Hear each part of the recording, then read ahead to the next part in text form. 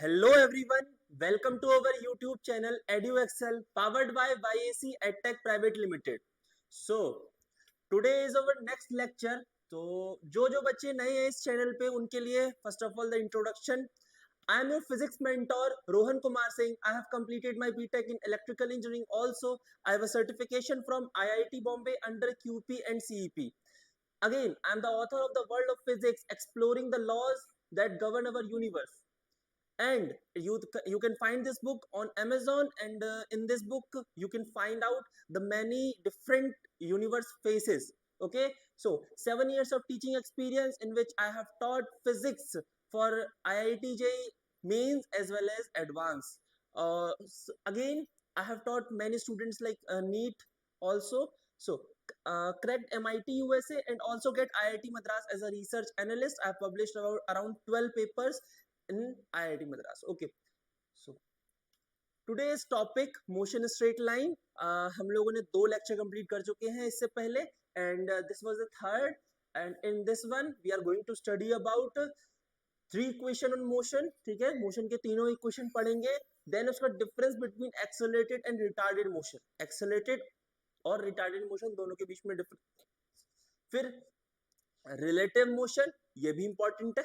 ठीक है, relative motion ज्यादा डेप्थ में नहीं जाएंगे बिकॉज रिलेटिव मोशन जो है वो प्लेन का ज्यादा अच्छा पार्ट है as compare to motion straight line. ठीक है, इंट्रोड्यूसिंग एक्सेलरेशन एज ग्रेविटी. तुम लोग देख लोगे जैसे small g acceleration due to gravity जिसको हम कहते हैं वो इंट्रोड्यूस करेंगे तो क्या क्या चेंजेस हम लोगों को देखने मिल सकते हैं. Changes when acceleration is gravity. हाँ, वही चीज है. जब एक्सेलरेशन को ग्रेविटी सपोज करके चलते हैं तब हम लोग क्या क्या चीज सपोज करके चलते हैं वो प्रेजेंट रहेगा. Okay okay, so wait for a second. तो सबसे पहला है हमारा 3 इक्वेशन ऑन मोशन.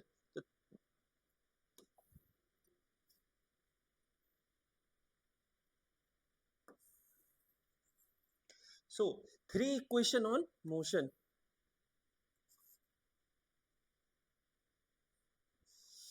ये क्या हुआ? ओके,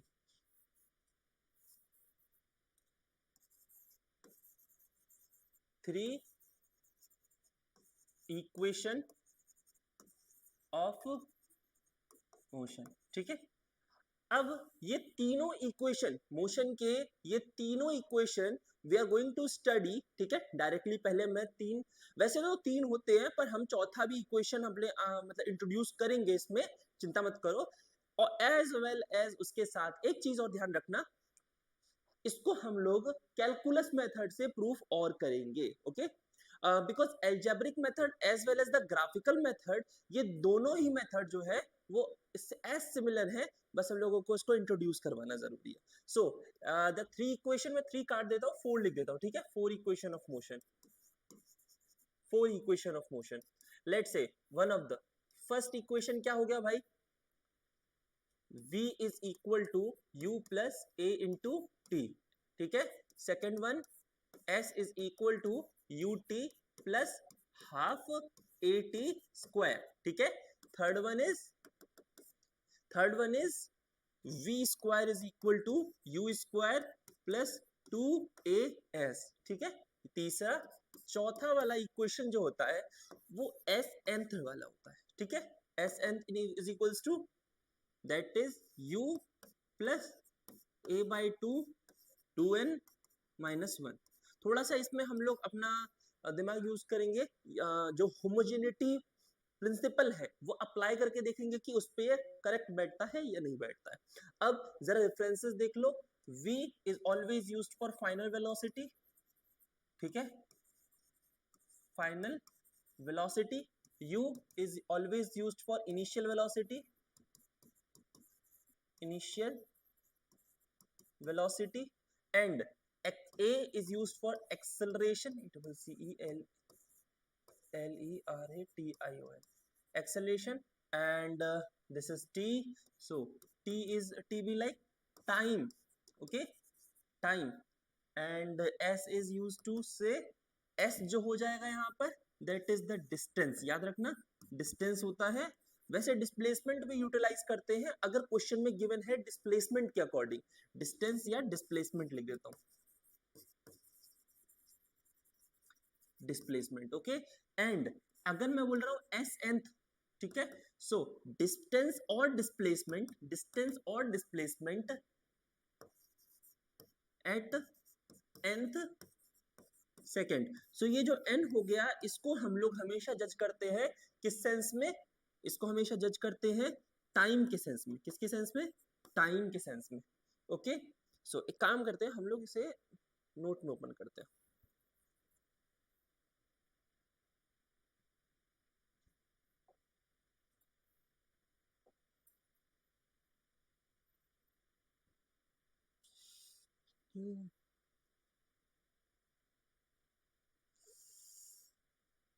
एक सेकेंड। ओके, सो तो वो तीनों इक्वेशन क्या थी एक और बार देख लेते। u is equal to, sorry v is equal to,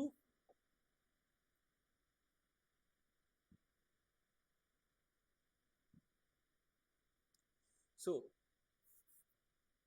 v is equal to u plus a into t, पहली चीज।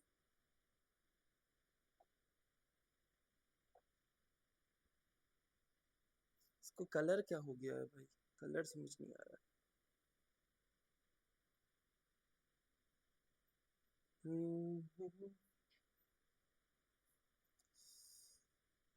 चलो, v is equals to u plus a into t, पहली चीज, और उसके बाद s is equal to u t plus half a t square and v square equal to u square plus two a s, again s nth term is s for nth, s for nth time, ठीक है, that is u plus a by two, two n minus one. अब देखो एक एक करके हम लोग start करेंगे। कैसे स्टार्ट करेंगे देखते जाओ। So first of all first equation of the motion कैसे प्रूव करना है ध्यान देना। v is equal to u plus a into t. So as we know acceleration is equal to dv by dt होता है। एक्सेलरेशन क्या होता है? dv बाय dt होता है। सो मैं ये कह सकता हूं कि dv means change in the velocity, change in velocity.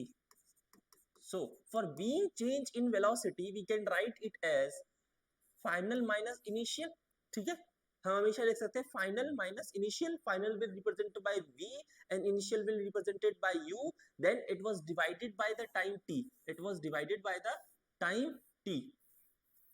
Okay, so ये हो गया। अब हम इसको रिजॉल्व कर सकते हैं, acceleration is equal to v minus u upon t, that is v minus u is equal to a into t, v is equal to u plus a into t. Done हो गया, ठीक है, कोई दिक्कत। चलो अब for moving towards the next, let's say s is equal to u t plus half a t square. इसको कैसे सॉल्व करेंगे सोचना है हमको बहुत ध्यान से, ठीक है। वेलोसिटी क्या होता है? ds बाय dt होता है। Velocity is ds by dt। So we can write it as like, मैंने इसे ऐसे लिख दिया ds is equals to v dot dt लिख दिया, ठीक है। अब मैं दोनों तरफ इंटीग्रेट करूंगा, दोनों तरफ इंटीग्रेट करूंगा। अब दोनों तरफ इंटीग्रेट करते समय हमें ये समझ में आ गया कि भाई जब हम टाइम लेंगे, क्योंकि यहाँ पर भाई किसके रेस्पेक्ट में इंटीग्रेट कर रहे हैं? टाइम के रेस्पेक्ट में इंटीग्रेट कर रहे हैं, तो हमें जो लोअर और हायर क्वांटिटी लेनी है, मतलब the lower one and the higher one, ये दो क्वांटिटीज लेनी होगी। सोच, मैं तुम्हें पहले बता चुका, इंटीग्रेशन में जब हमें दो टाइप के इंटीग्रेशन होते हैं, indefinite integration, definite integration. And when we are talking about indefinite we don't have the lower and higher limit, but when we are talking about the definite limit, so we know, we have to know what are the lower and higher limit, because lower and higher limit are the different limits through which we can find out the perfect outcome, okay। सो यहाँ पर dt जो हो गया वो base 1 हो गया, हमें पता है कि इसके रेस्पेक्ट में ही इंटीग्रेट हो रहा है, सो हम एक 0 लेंगे और एक t लेंगे। अब टाइम t इक्वल टू 0 पे डिस्टेंस भी 0 कवर होगा, और time t equal to t equal मतलब टाइम t पर डिस्टेंस s कवर होगा, क्योंकि s इज द, ये ऑफिशियल है, ठीक है, ऑफिशियल है, ऐसा कुछ नहीं है कि मैं इसमें कुछ अपना मन से बड़ा चढ़ा के लिख रहा हूँ, ठीक है। सो अब v को हमेशा याद रखो, अगर तुम्हारे पास अंदर कोई ऐसा इक्वेशन पड़ा है, ऐसा कोई वेरिएबल पड़ा है, या फिर ऐसा कोई टर्म पड़ा है जिसको हम लोग इस t के रेस्पेक्ट में थोड़ा सा बढ़ा के लिख सकते हैं, तो वो तुम्हें लिखना पड़ेगा। तो वैसे भी अगर मैं इसको डिफरेंशिएट करता हूं तो मुझे मिलेगा s, मुझे मिलेगा s, तो v क्या हो जाएगा, सोच के बताओ। सो v इज इक्वल टू, है ना, v जो होता है वो होता है u plus a into T, integrate किया 0 और t के रेस्पेक्ट में, हमें मिल जाएगा ut plus again A T का इंटीग्रेशन करेंगे, सो a तो बाहर आ जाएगा, t का इंटीग्रेशन करने पे 2 फिर अपॉन 2, ठीक है। तो overall s is equal to ut plus half a t square, ठीक है, ये ध्यान रखना। हो गया, क्लियर है, इजी था।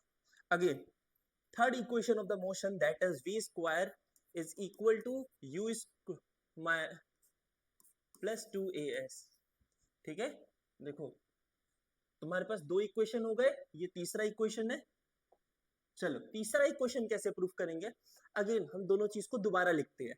भाई एक्सेलेरेशन क्या होता है, dv बाय dt होता है पहली चीज, और डिस्टेंस क्या होता है, सॉरी वेलोसिटी क्या होता है, ds बाय dt होता है। इजी है, कोई झंझट वाली चीज नहीं है। अब एक काम करते हैं हम लोग, ठीक है, acceleration is equals to dv, यहां लिख दो ds into ds by dt, correct. या फिर तुम ऐसे कर सकते हो, सुनो मेरी बात सुनो, ध्यान से सुनो, या फिर तुम इसको इस तरीके से लिख सकते हो कि acceleration is equals to dv by dt into ds by into ds, ठीक है। दो ऊपर नीचे ds ds का मैंने मल्टीप्लाई कर दिया, कट के आंसर 1 ही आ जाएगा, so there is no change in all over the equation. अब क्या किया मैंने, dv बाई ds तो लिख ही दिया, dv बाई ds तो लिख ही दिया, फिर मैंने ds बाई dt भी लिख दिया, ठीक है। अब ध्यान देना इस चीज का, dv by ds and ds by dt, क्या बोला मैंने, dv by ds and ds by dt, तो ds बाई dt तो होता है v, dv बाई ds का नहीं पता भैया, क्या करेंगे, acceleration is equals to dv by ds into v, यही करेंगे। अब क्या करना है, जैसा कि पिछले वाले स्टेप में हुआ था, क्या हुआ था भाई, देखो यहाँ पर देखो, v is equals to ds by dt था, उसके बाद क्या किया, dt को इधर मल्टीप्लाई कर दिया, तो ds is equals to v dot dt हो गया। तो कुछ यहाँ पर भी सेम करना है, तो यहाँ पर हम ऐसे करेंगे, acceleration dot ds is equal to v dot dv, integrate किया, करेक्ट। अगर तो v में अब यहाँ पर उसको u plus a into t करके पूरा एक्सप्लेन नहीं कर देना है, ठीक है, पूरा एक्सप्लेन करने से गड़बड़ हो जाएगी, तो उसके लिए क्या करेंगे हम, देखो v का क्योंकि उस वहां पर t था रेस्पेक्ट में, ठीक है, मान लो उधर जो पीछे हमने किया था, यहाँ देखो यहाँ पर v डॉट dt था, यानी कि वेलोसिटी को टाइम के रेस्पेक्ट में इंटीग्रेट करना था, तो मैंने जो फाइनल वेलोसिटी है मैंने उसको टाइम के टर्म्स में लिख दिया ताकि इजीली इंटीग्रेट हो जाए, बट यहाँ पर वेलोसिटी को वेलोसिटी के टर्म्स में इंटीग्रेट करना है। तो अब देखो जरा, तो हम यहाँ पर लिख सकते हैं u और यहाँ लिख सकते हैं v, यहाँ लिख सकते हैं u, यहाँ लिख सकते हैं v, ठीक है। अब सोचो जरा, u पे एक्सेलरेशन में क्या कुछ नहीं हुआ, चेंज ही कुछ नहीं है भाई, when time is equal to 0 u, तो भाई मैं इसे लिख सकता हूँ s नॉट और यहाँ s लिख सकता हूँ, ये इससे ज्यादा कुछ नहीं लिख सकता, यहाँ s नॉट और यहाँ s sorry, so acceleration dot s, अब इसमें हायर लिमिट s और मतलब s not lower limit, s higher limit, that is equal to v square by 2, जिसमें हायर और लोअर लिमिट क्या हो जाएगा, v और u। सो फिर मैं लिखूंगा s minus s not that is equal to v square minus u square by 2 v square minus u square 2 a s minus s not. अब तुम्हारे पास ये क्वेश्चन आ गया। अब चाहो तो तुम ऐसे लिख दो, नहीं तो तुम इसी को ऐसे भी लिख सकते हो।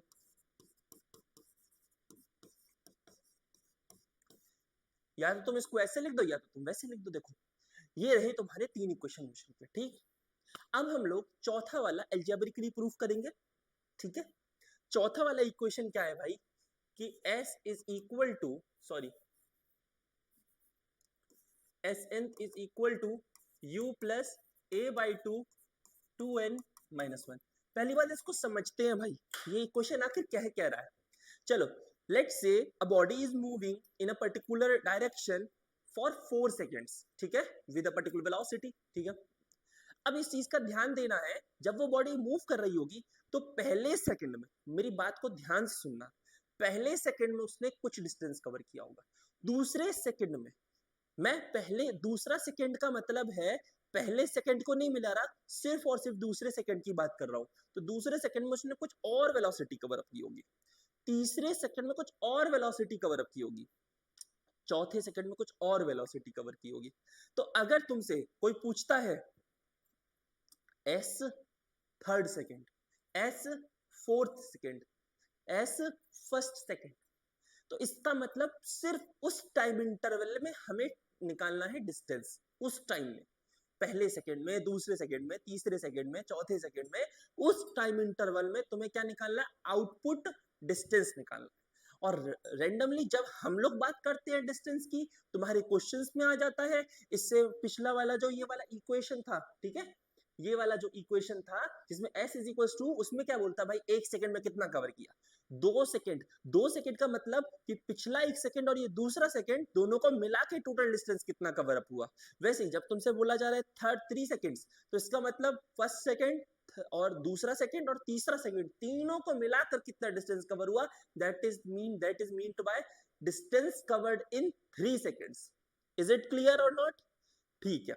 वहीं पर जब हम, जिन बच्चों को समझ में नहीं आया होगा वो एक बार थोड़ा सा रिवाइंड करो, 10 सेकंड पीछे जाओ, 20 सेकंड पीछे जाओ, दोबारा समझो इस चीज को, ठीक है। अब चलो मूविंग टू द नेक्स्ट, यहां पहुंच गए भाई। तो देखो यहां क्या बोलते हैं, ठीक, distance at time t plus 1, ठीक है, और डिस्टेंस एट टाइम t, इन दोनों को हमें माइनस करना पड़ेगा, ठीक है। समझना जरा ध्यान से। सबसे पहले हम क्या करेंगे, t प्लस 1 पे डिस्टेंस निकालते हैं। Distance at t plus 1 that is equals to u t plus 1 plus half a t plus 1 का स्क्वायर, ठीक है। फिर उसके बाद डिस्टेंस एट t, एक काम करो -1 लिख दो, t -1, ठीक है,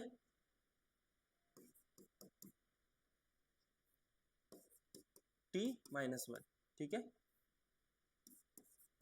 t -1। और ये t सेकेंड पे पूछ रहा है, तो u t plus half T square, half a t square, ठीक है। अब क्या करना है, ये हो गया पहला इक्वेशन, ये हो गया दूसरा equation. Now solving this one, solve करो भाई, तुम्हारे पास इक्वेशन सामने, माइनस करो।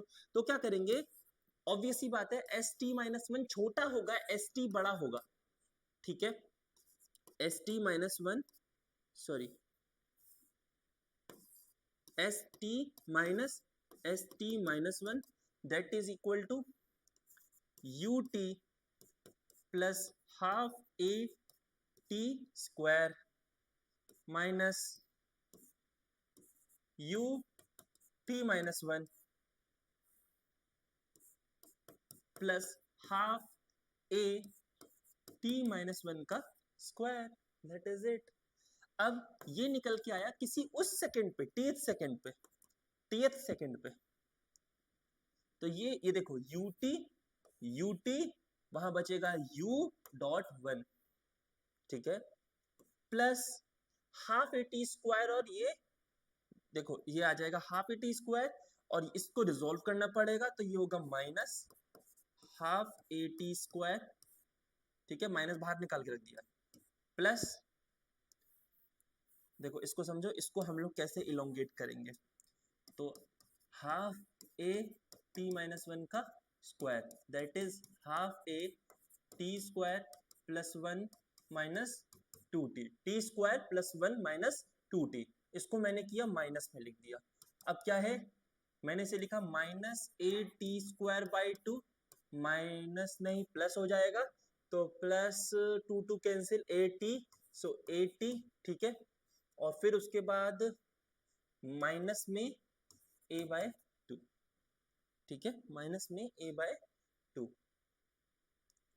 अब सॉल्व करो इसको, ठीक है, तो ये हो जाएगा हाफ ए टी स्क्वायर, भाई देखो हाफ ए टी स्क्वायर है और ये हाफ ए टी स्क्वायर है, कैंसिल हो गया, फिर आया ए t minus A by to, ये आया।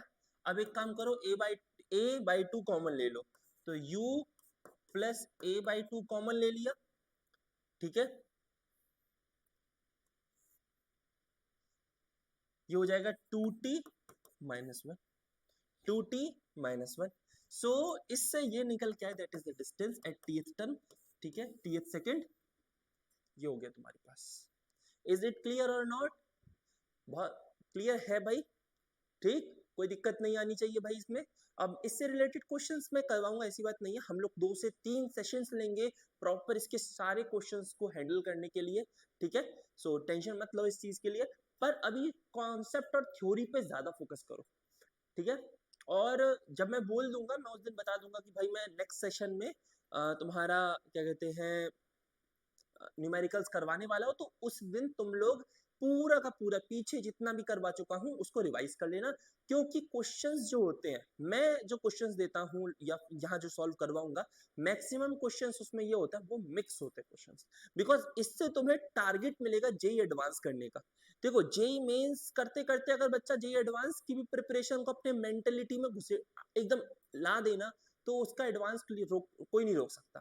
तो इस वजह से अभी हम लाएंगे कोशिश, हम ये पूरी कोशिश करेंगे कि हम तुम्हारे ये चलते हुए प्रोग्राम में जो तुम्हारा सेशन चल रहा है, हम इसमें तुम्हारे अंदर जेई एडवांस जैसी थिंकिंग लेके आए, क्योंकि भाई आधे अधूरे रास्ते से लौट कर आना अच्छा बुरा लगता है, हमेशा कहीं ना कहीं गिल्ट रह जाता है, तो गिल्ट पहले खत्म करना है हमको, ठीक है, वो सारा गिल्ट खत्म करेंगे बैठकर। सो ये हो गया, we have solved 4 equation of motion completely, ठीक है। अब इसमें वैसे कोई दिक्कत है नहीं,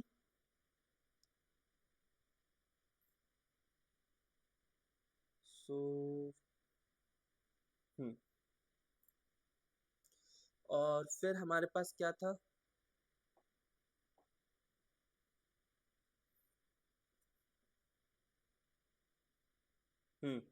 हमारे पास था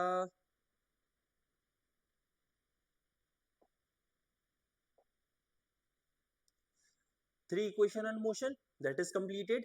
difference between accelerated and retarded motion, ठीक है, difference between accelerated and retarded motion,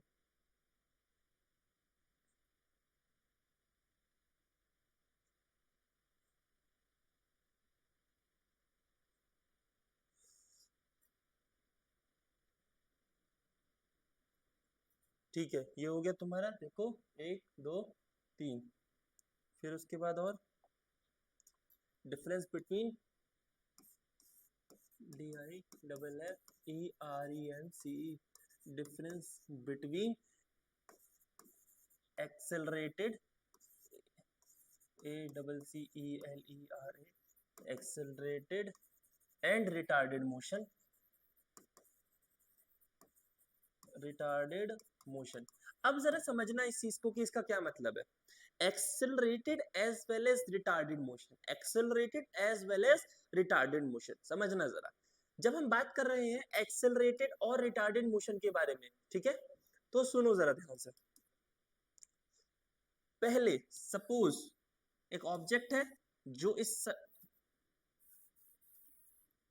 ठीक है, सबसे पहले एक ऑब्जेक्ट है जो इस पे मूव कर रहा है, ठीक है, वो मूव कर रहा है, ठीक है, ऑब्वियस ही बात है, नॉन यूनिफॉर्म मोशन है, कैसा मोशन है, नॉन यूनिफॉर्म मोशन है, जब non uniform motion cover up कर रहा है, क्या बोल रहा हूं मैं, जब non uniform motion cover up कर रहा है तो तुम्हें पता चलेगा कि भाई अगर मैं इसका एक्सेलरेशन काउंट करूं दैट इज ए, क्योंकि ये आगे बढ़ता जा रहा है, रुक नहीं रहा है, the velocity is regularly increasing.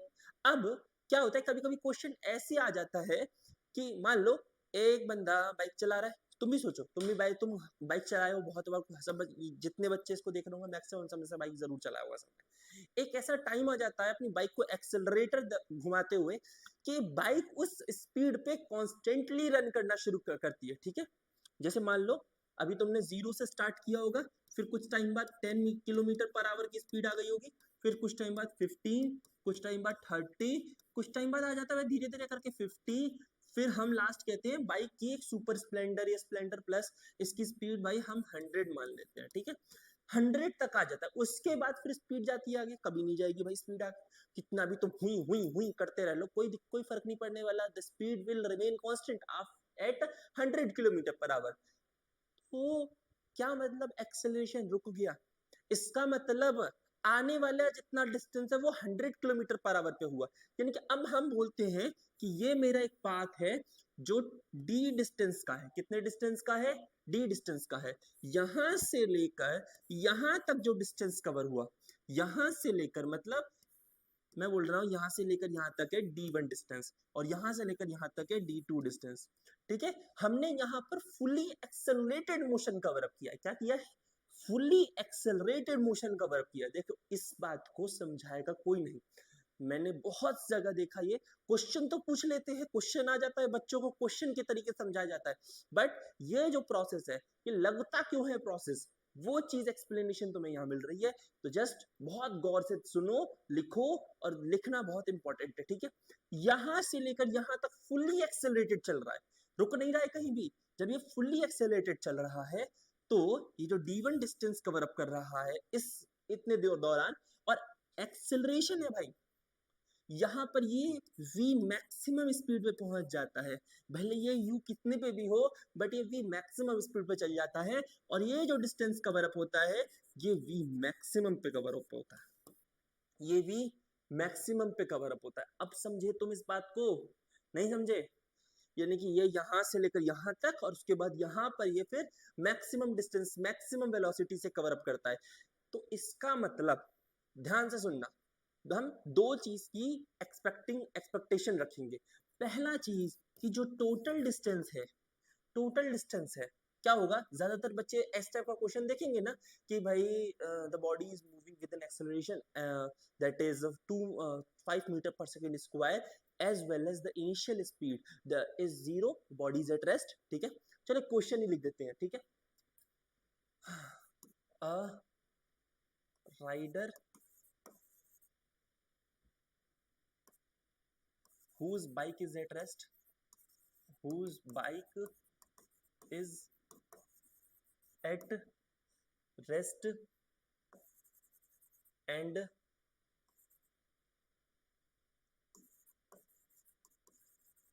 start moving with velocity, नहीं बोल सकता भाई, moving accelerated 5 meter per second square, but his bike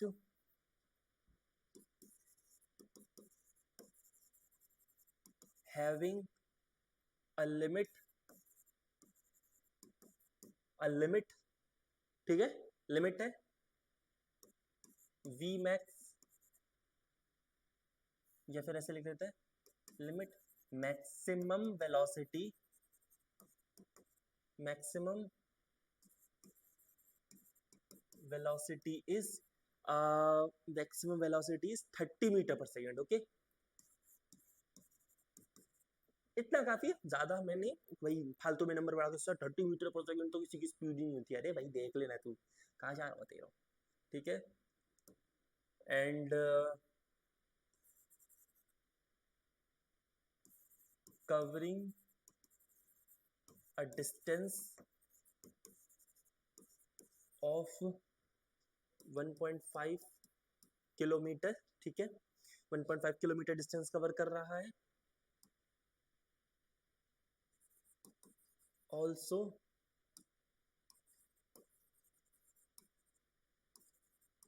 reaching at 1.5 kilometre ही स्टॉप्स द बाइक। ठीक है, मैं आउटपुट में कुछ नहीं पूछ रहा, देखो आउटपुट भाई कुछ भी पूछ सकता है। ठीक है, मैं इसमें यहाँ तक क्वेश्चन हो गया हमारा एंड। हमारा आउटपुट कुछ भी पूछ सकता है। मैं आउटपुट इसलिए एक्सप्लेन नहीं कर रहा हूँ, आउटपुट लिख भी इसलिए नहीं रहा हूँ क्योंकि अगर तुम्हें क्वेश्चन समझ में आ गया तो आउटपुट जो भी पूछेगा तुम आराम से बता दोगे। क्वेश्चन मैंने पीछे समझा रहा था, मैं इसमें समझा रहा था ना, वो उससे और अलग है, थोड़ा सा और बढ़ा दिया मैंने उसमें। ठीक है, अब बहुत ध्यान से समझना। एक ये तो मैंने लिख दिया, क्वेश्चन तो मेरे दिमाग में, ठीक है। एक बाइक राइडर है, वो अपनी बाइक स्टार्ट करता है, जीरो से स्टार्ट कर रहा है, यानी कि यू हो गया हमारे पास जीरो, यू हो गया हमारे पास जीरो। ठीक है, अब जब ये अपनी bike use equal to zero से स्टार्ट करता है, ठीक है, बट इसकी बाइक में लिमिट है, जो कि भाई इस दुनिया में हर चीज के पास लिमिट है, मैन मेड थिंग्स के पास लिमिटेड है, लिमिटेशंस है। ठीक है भाई, बाइक हो, कार हो, कोई भी कुछ भी हो, एक लिमिट वेलोसिटी पे ही मूव कर सकता है, उसके बाद उस वेलोसिटी पे वो मूव नहीं कर पाएगा। तो इसकी बाइक की लिमिट क्या है? 30 metre per second, 30 metre per second की स्पीड इसकी लिमिट है। That means it is the maximum velocity, it is the v max, जो हो गया हमारे पास 30 मीटर पर सेकेंड हो गया, covering a distance of 1 kilometre, 1.5 kilometre. तो जो डिस्टेंस कवर हुआ वो हो गया 1.5 किलोमीटर। दूसरी चीज तुम्हें ये समझ में आ गई। तीसरा क्या है? रीडिंग रीचिंग एट 1.5 ही स्टॉप्स द बाइक। अब यहां पर ना तीन मोशन हो गए, पहले तो एक्सेलरेटेड, दूसरा यूनिफॉर्म, तीसरा रिटार्डेड। कैसे हुआ सर, ये भी बताओ, ध्यान से सुनो। पहले तो उसने अपनी स्पीड बढ़ाई हुई करके, फिर उसके कुछ टाइम तक तो वो जरूर प्लेन पे चला होगा एकदम यूनिफॉर्म, बट कुछ टाइम आया, बिकॉज वो कह रहा है कि जैसे ही वो 1.5 पहुंचा तो वो रुक गया था, वो रुक गया था लास्ट में। तो पता है, देखो हम इस पूरे क्वेश्चन को आइडियली फॉलो करेंगे, क्या बोल रहा हूं मैं, आइडियली फॉलो करेंगे, उसके बाद देखेंगे कि क्या सीन रहा है। अब सुनो ध्यान से, ये हमारे पास हो गया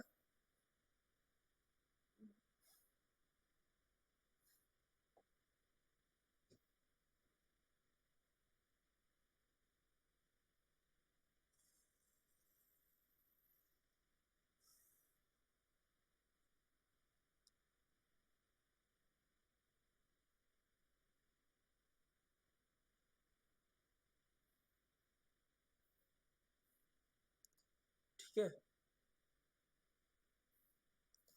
ये हो गया हमारे पास टोटल डिस्टेंस ऑफ 1.5 किलोमीटर, ये हो गया 1.5 किलोमीटर। ठीक है, अब इसमें इसमें कुछ डिस्टेंस तो उसने with acceleration 5 metre per second square पे कवर किया, और कुछ उसने भाई, क्योंकि जब इसकी फाइनल वेलोसिटी जब यहाँ जीरो हो गई थी और यहाँ पर v जो था वो 30 मीटर पर सेकेंड आ गया था, और इसी पे मूव करते करते यहाँ पर मैं बोल देता हूँ कि भाई अब उसको यहाँ से रोकना था। ठीक है, अब उसको यहाँ से रोकना था, तभी तो फाइनल वेलोसिटी जीरो होगा, तो कुछ डिस्टेंस उसने रोकने में वेस्ट किया। ठीक है, कुछ डिस्टेंस उसने रोकने में यूटिलाइज किया। तो अब पहले हमें इस पॉइंट पर, इस पॉइंट पर, इस पॉइंट पे, तीनों पे अलग अलग टाइम इंटरवल देखने को मिलेगा, तीनों पे अलग अलग टाइम इंटरवल देखने को मिलेगा। भाई ऐसे ही तो हम किसी भी डेस्टिनेशन पहुंचते हैं, पहले हम एक्सेलरेट करते हैं, फिर कुछ टाइम यूनिफॉर्म पे चलाते हैं, फिर कुछ के बाद this is the real motion we are following. पहले बढ़ाया, फिर नॉर्मल रखा, फिर बढ़ाया, फिर नॉर्मल रखा, फिर घटाया, नॉर्मल रखा, फिर उसके पता चला हम लोग पहुंच गए तो ब्रेक मार दिए भाई, तो एक्सेलरेशन हो गया, रिटार्डेशन हो गया। ठीक है, पहला, अब मैं इससे बोलता हूं M1 मोशन 1, मोशन 2, मोशन 3, जिसमें मैं ये एक्सप्लेन कर रहा हूं motion 1 is accelerated motion, accelerated motion. इसका रीजन भी है मेरे पास, ऐसा क्यों बोला मैंने, because u equal to zero से v equal to 30 metre per second पे जा रहा था, v equal to 30 metre per second पे जा रहा था। फिर उसके बाद M2 का जब मैंने देखा तो it is be uniform motion, uniform motion, वो इसलिए क्योंकि हमारा जो मोशन है वो स्ट्रेट लाइन है, एज वेल एज यू कह लो कि v कह लो, वो 30 मीटर पर सेकेंड पर ही चल रहा था। फिर हमने देखा m3 पर, यानी कि थर्ड मोशन जब हमने देखा तो वो नॉन यूनिफॉर्म तो था ही, देखो पूरा का पूरा मोशन तो नॉन यूनिफॉर्म है ही, पर जब हमने देखा तो पता चला कि वो जो बॉडी था, वो जो बाइक थी, वो अब एक पर्टिकुलर टाइम के बाद रेस्ट पे आ रही है, वो पर्टिकुलर टाइम के बाद रुक रही है, ठीक है। सो मैं इसे कहूंगा रिटार्डेड मोशन।